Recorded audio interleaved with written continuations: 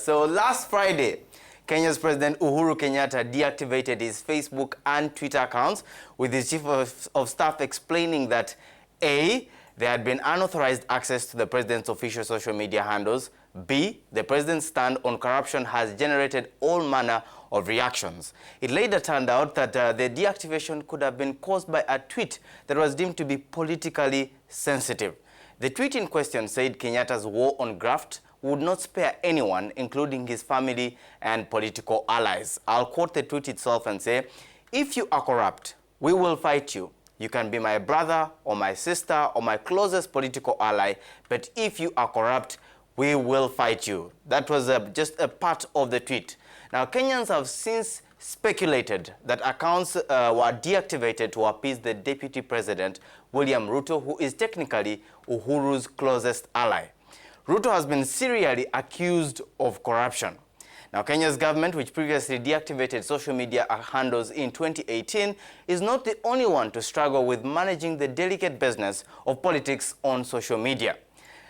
In the United States, Donald Trump defied the norms of official digital communications, using his personal account to communicate official policy, as well as engaging in activity that can be categorized as trolling and cyberbullying. In Zimbabwe, the government officials have openly challenged the authority of statements posted on President Emerson Mnangagwa's Twitter account, arguing that the president is not always in charge of the account. Last month, Uganda's ICT minister, Frank Tumwebaze, advised the country's spokesperson and a Rwandan minister to desist from discussing the ongoing diplomatic standoff on Twitter, advising that there are better channels to use. Now, to help us make a sense of how governments can optimally communicate on social media, we talked to Joseph Owino, the founder and CEO of Owino Solutions, a web and media company. And very right into it, welcome to the show, Joseph. I'll ask you, how can governments secure their accounts from potential hackers and criminal elements? So I think that is the first thing, to keep that number of people with access as a very small group. But that number also needs to be trained. They need to consistently be updated on the latest trends, on world standards, on what needs to happen. They need to have an open line of communication with the platforms. These platforms always have politics and governance teams that carry out training and help teams communicate better with the citizens. So how can handlers of sensitive accounts like the presidents insulate themselves from the politics of the office bearers?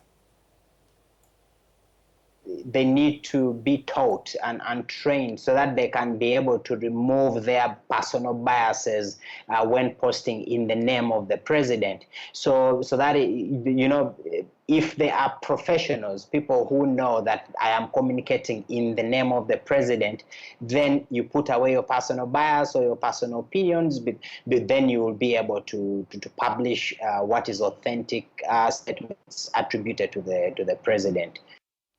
So Joseph, could you cite for us some of the best managed social media accounts by governments across the African continent?